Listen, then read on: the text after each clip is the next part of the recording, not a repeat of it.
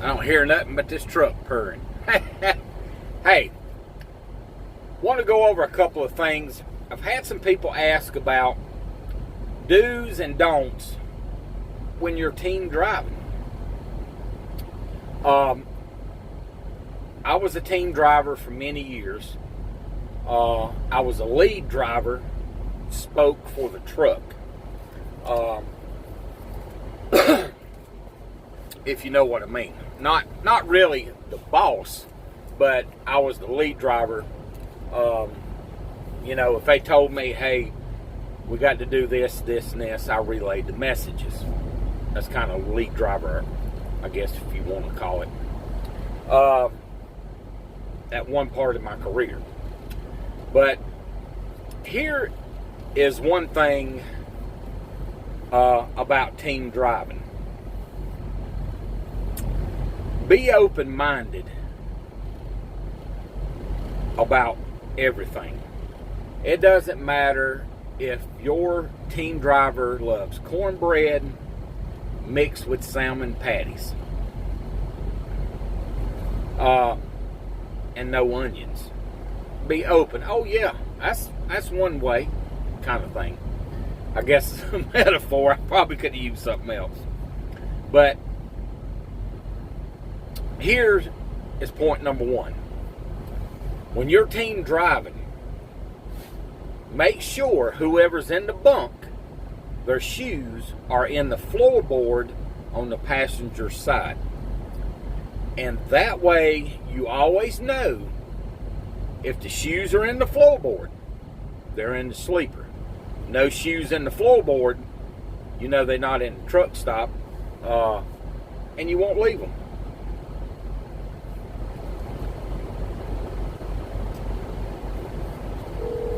Who in the world is calling now?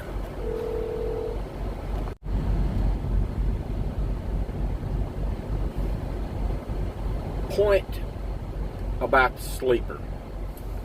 How do you sleep? Do you sleep on the top bunk or you sleep or whatever? As the truck is rolling, all drivers sleep on the bottom bunk when the truck is rolling. Is what I do. I put one fitted sheet over the bed and I keep a loose sheet, or the top sheet as you want to call it. I lay that down. I sleep on that, on top of the fitted sheet. Then when I get done sleeping, I roll my covers up, my sheet up, throw it on the top bunk. The next person comes in, lays his top sheet down, lays his cover, and that way at the end of the week, we're laying on the top sheet, it's on top of the fitted sheet, and we're not exchanging body oils. If you're married, whatever, should I say.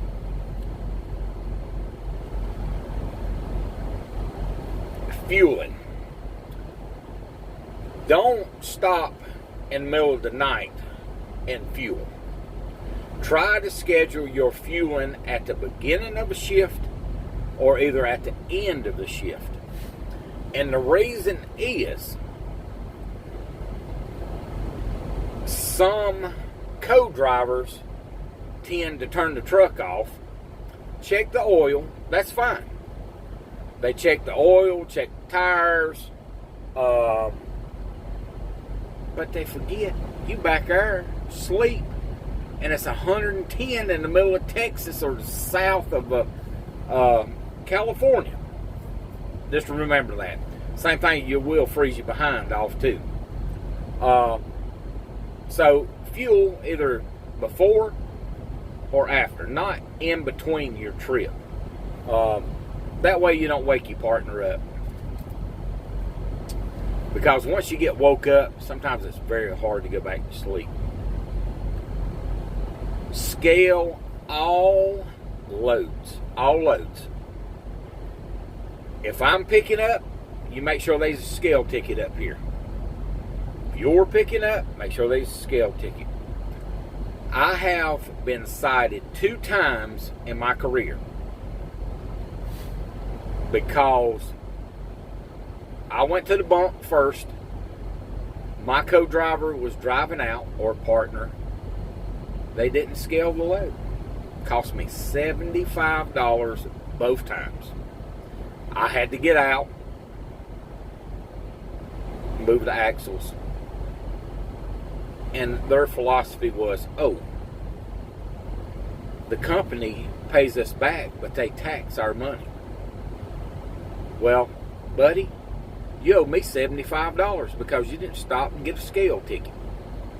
And safety took that money out of their check because they were supposed to scale the load. And anything, rule of thumb, I've always used, anything over 27,000 pounds is scaled. Anything. 27.5, 28.5, unless you know. But if you don't know, you hit the scale.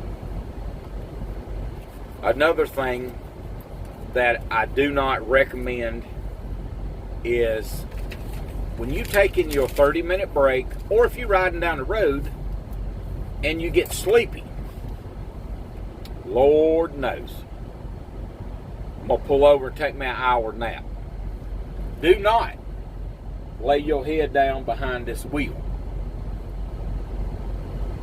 Because when your body gets used to laying down behind this wheel, when you go down the road, you will try to lay your head down and this truck's going forward.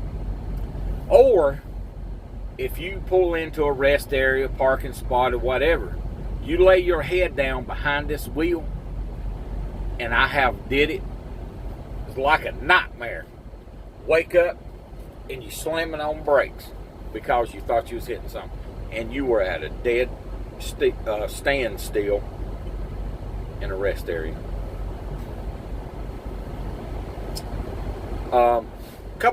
When is it time to bathe? Is the way we've always done it. My 15 years when I was teaming, lead driver, whatever. When we leave South Carolina, if we was going to the northwest, we would stop in Ontario, Oregon. Shower. Next morning, we'd get to our customer, sleep. The next morning, get up, deliver. Then reload, say we're loaded in Washington, somewhere picking up whatever. Then if we was coming back at 80, we would stop at two places.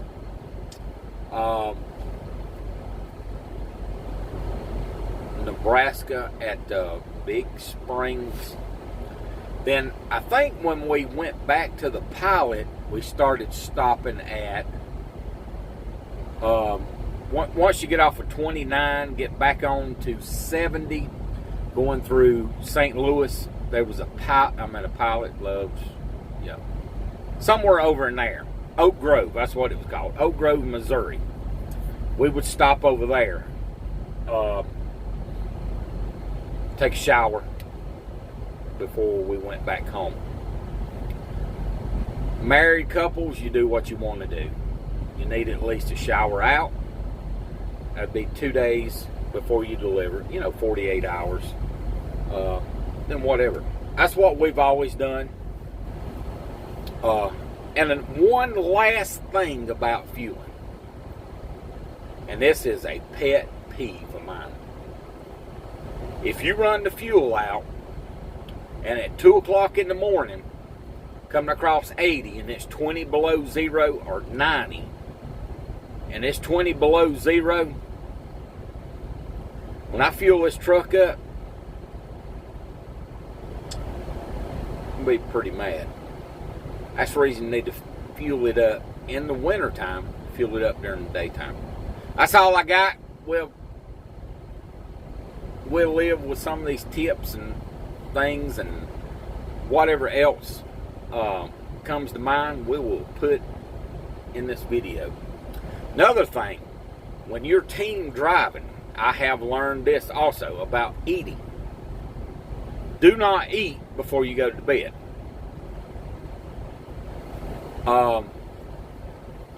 Some drivers, when they get started, they eat. Try to drive at least 4 hours,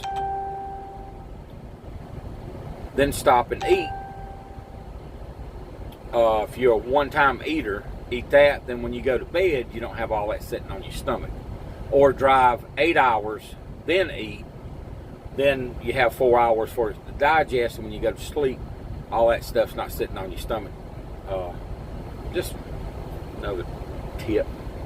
Alrighty, we'll talk to y'all. Everybody have a good night. Bye. One last thing I want to add about team driving. Always have access to at least $300. This came from Mark over at Trucking Answers. And he did a bus ticket from Seattle, Washington, all the way to Miami, Florida. And it was under $200. A bus ticket. Crack hound, as he calls it. So if you got to get back that far, it's $200. Pay an Uber under $200. A Uber comes by and picks you up. That's covered also. Then you have $100 to eat on. And you know as well as it's going to be probably a 60-hour trip from Washington to Florida. From Cedar Rapids, Iowa, I got put on a... so, remember, have at least $300 on a Visa gift card or something like that. That way you can use for Uber, getting your food, bus ticket, may even find a plane ticket for $99, if you know what I mean. Just another tip I remember.